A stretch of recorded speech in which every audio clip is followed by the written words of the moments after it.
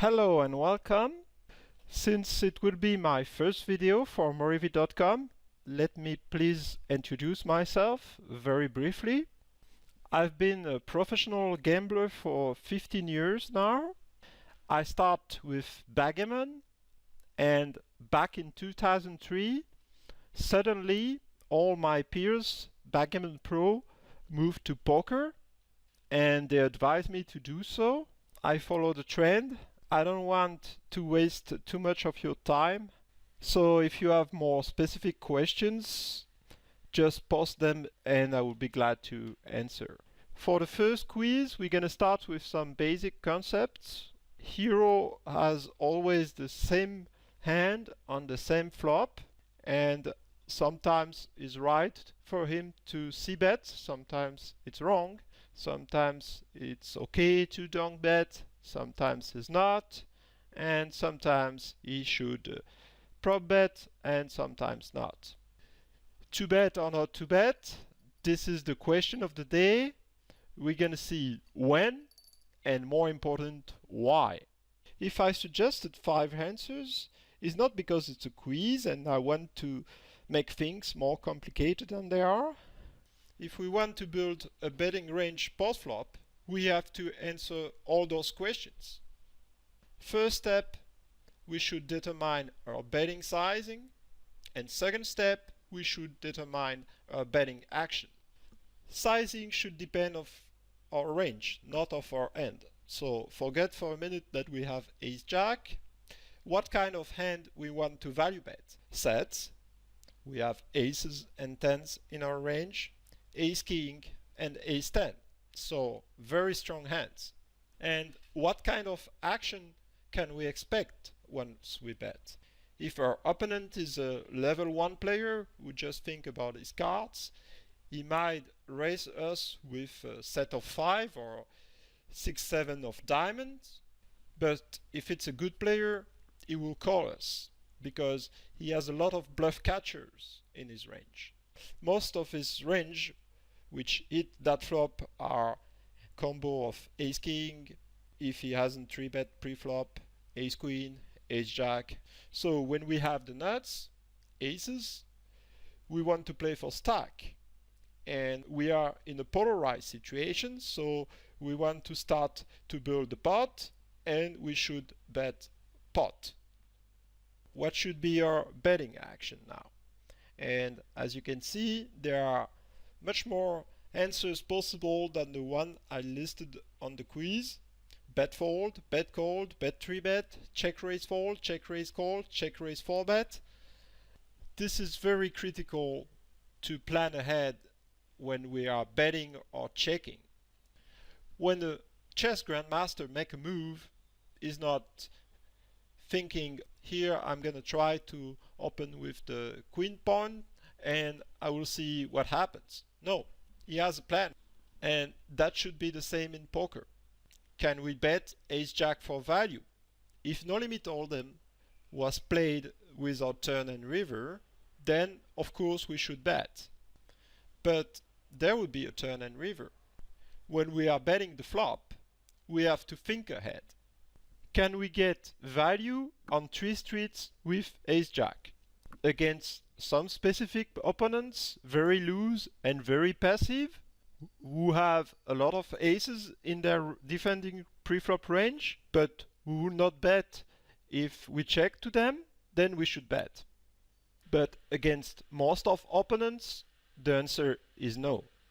And ace-jack doesn't belong to our value betting range. Shall we bet ace-jack as a bluff? That might be okay against some specific targets, but against most of the opponents, no. So ace-jack belongs to our checking range. Snowy agrees and also suggests a pot-size bet with our betting range. For those of you who are still not convinced, I will do the math. So this is the range Snowy would advise the middle position to call pre-flop with, and I input that range on Flopzilla. So I gave villain only 90% of 10s, 8s and 9s, since Snowy 3-bet sometimes with those hands. and 10% of ace queen and 20% of king queen suited is not exactly pre-flop advisor range, but it's close enough. Against that pre-flop range, ace jack of spades has only 40%. We are not huge favorite.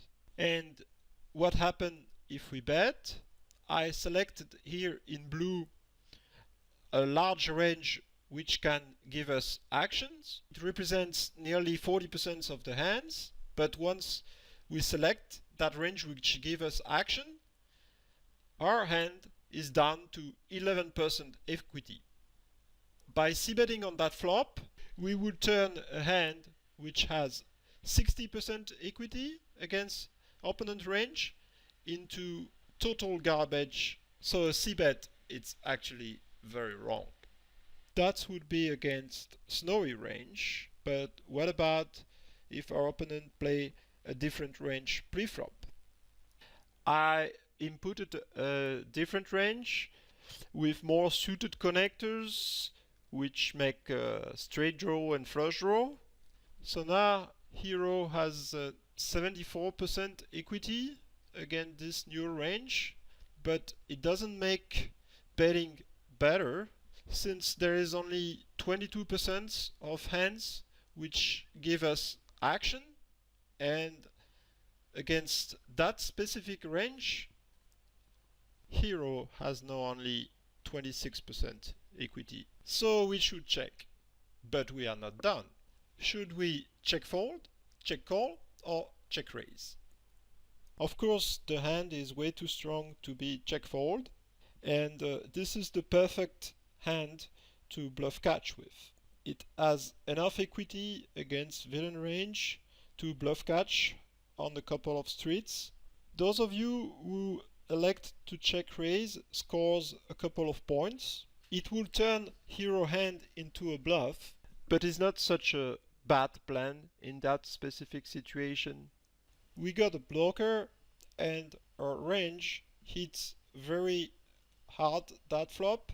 This hand had reached the maximum equity on the flop, and villain doesn't have so many worst aces in his range, hands that he could bet for thin value, hoping we have queens or kings. So we are not so comfortable to bluff catch him on many streets. But of course, if we check raise, that would be as a bluff. So the line would be check raise and fold. And if villain called the check raise, we should check turn and river, hope to go to showdown and give up if he bets.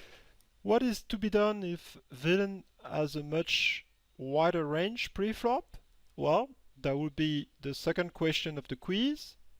One might think that now a bet is correct, but it's not. Let's do again the math on Flopzilla. I inputted a wider range, 10% of the hands, much wider than what Snowy would suggest the button to call with a lot of aces which make top pairs, and a lot of suited hands which have draws. But still, ace jack is not the hand we want to bet with. As we can see, the hand has 76% equity against that range, and against the 22% of hand which can give us action, the hand now is a dog. So once again, we should bluff catch with ace jack. And since villain has much more weaker aces in his range, we should not check raise, but just bluff catch. Once again, the right sizing is to bet pot. It looks like a good texture for a c-bet. Hero had opened under the gun, but it's not. Whatever the position of the caller is, Snowy would not c-bet more than a quarter of the times. And that makes sense. We have a lot of hands in our range we want to bluff catch with. Pocket kings, pocket queens, all the aces suited with a bad kicker. And since our perceived range is so strong, even with a hand as strong as ace king or ace queen, I would not be so comfortable to stack off. Okay, for the third question of the quiz, we still had open under the gun, but this time the small blind had called us. Let's first talk about the defender range. As many good players, Snowy hates to play out of position, so his range is very tight. Much tighter than he would advise to defend from middle position, as in the first question of the quiz. According to Prefab Advisor, villain should have Ace-Jack, Ace-10 or Pocket Nines. However, Snowy is advising to Cbet. This is a conflicting result which happens from time to time when using Snowy. I would like to discuss this since many people don't understand, and then we will go back to theory. If Snowy was playing perfect GTO, then he would know his opponent range. This is the point of GTO. You know my strategy, so you know my range, but you're still not able to exploit me. If we know that our opponent range, it's exactly Ace-Jack, which we split with, Pocket Nines, which is gonna fold on a Cbet, and Ace-10, who had us crushed, then we should not Cbet. But this is not the way Snowy had been built and is approaching GTO. Snowy had been trained playing trillions and trillions hands against bots which are trying to exploit it. So Snowy evaluation here, it's not from the range of the big blinds, but it's from all his experience on those trillion hands with people trying to exploit him. Sometimes playing too tight, sometimes playing too loose, sometimes playing very aggressive, sometimes playing very passive. They tried all the strategies. And on average, we should bet. And I think this makes Snowy a stronger tool. First of all, because it doesn't carry on errors.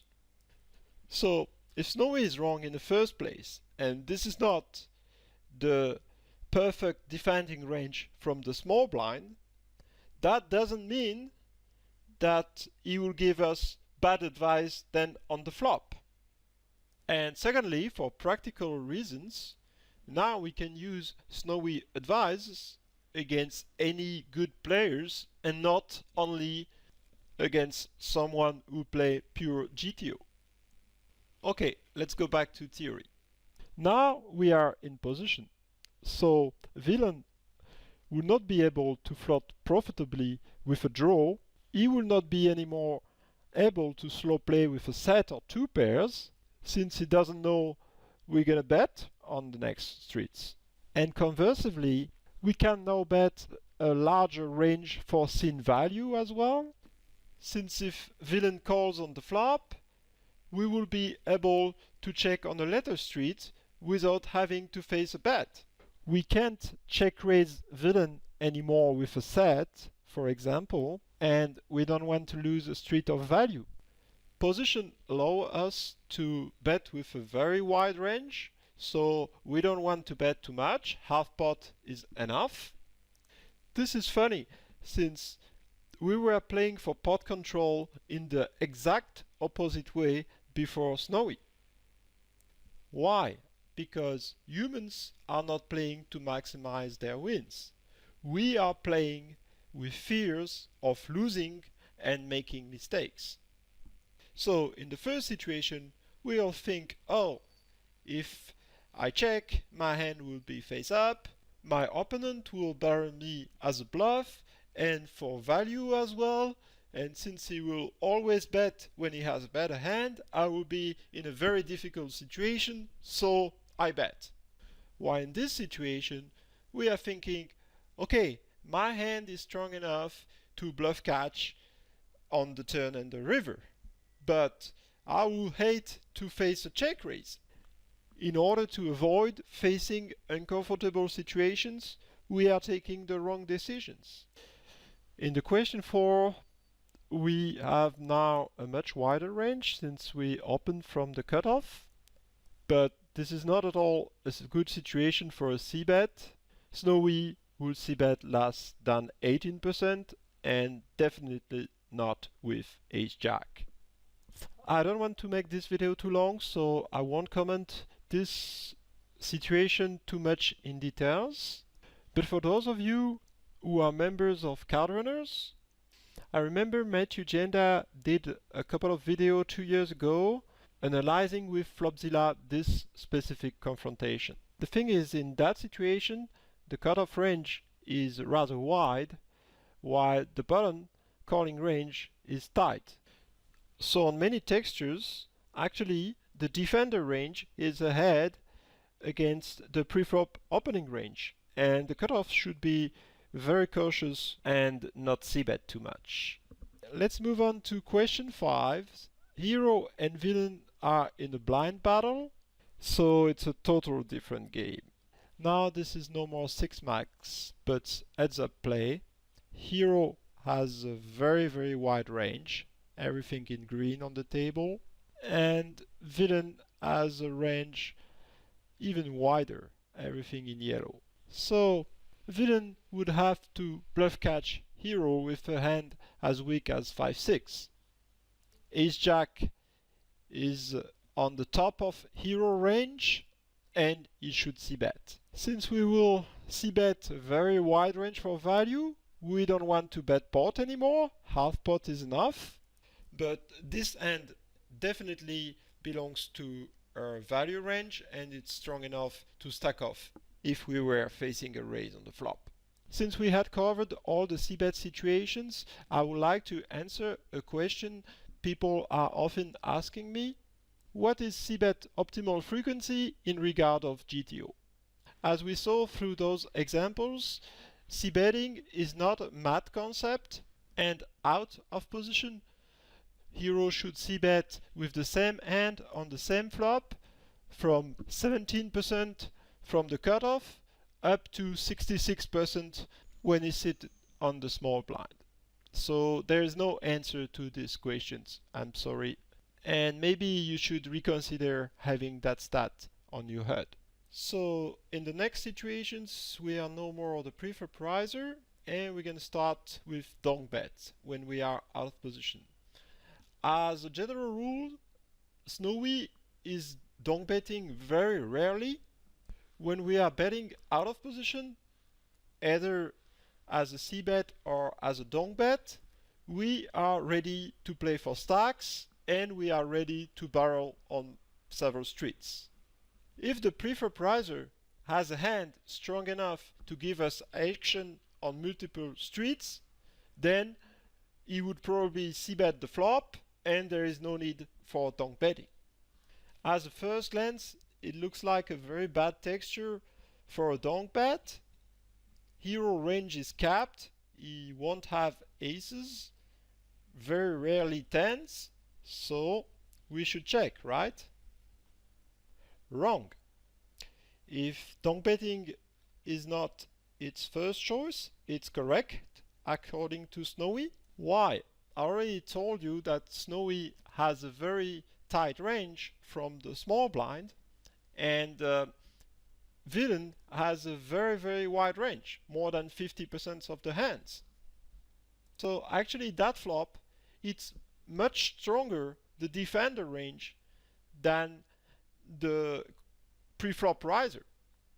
And despite hero range is capped, he can Donkbet here, why it would have been wrong to c-bet from out of position.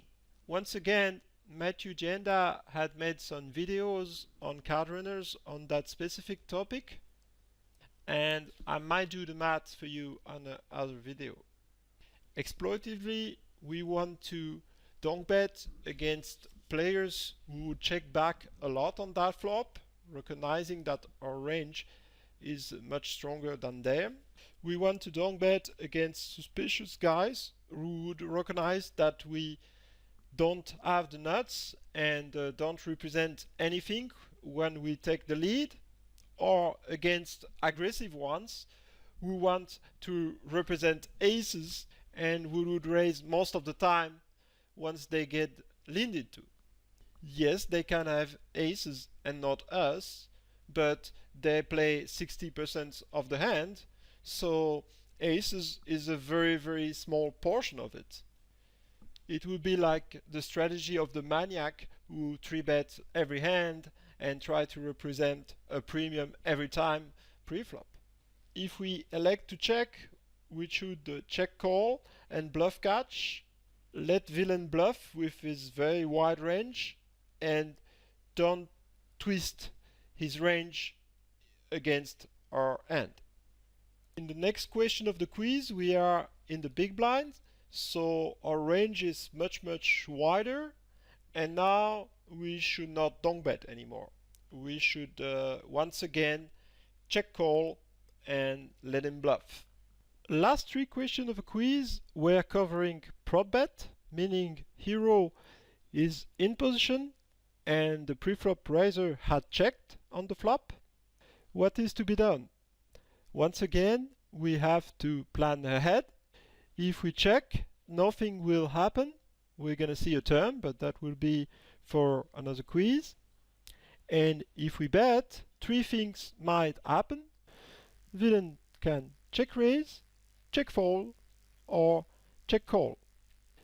This is not a hand we want to face a check raise with, and we don't mind so much villain to see a turn with his check folding range. Of course, sometimes he has pocket eights that he would have check fold and hit the 8 on the turn, and he will be able to get 2 streets of value from us. But most of the time he has nothing, and we don't mind so much to let him catching it back a bit, to make a second hand, or to give him a rope to bluff us on the turn or on the river, or to bluff catch lighter since we show weakness by checking back. So our decision is all about his check calling range, and once again, not only on the flop, but down to the river. If we check back, that doesn't mean we will never bet.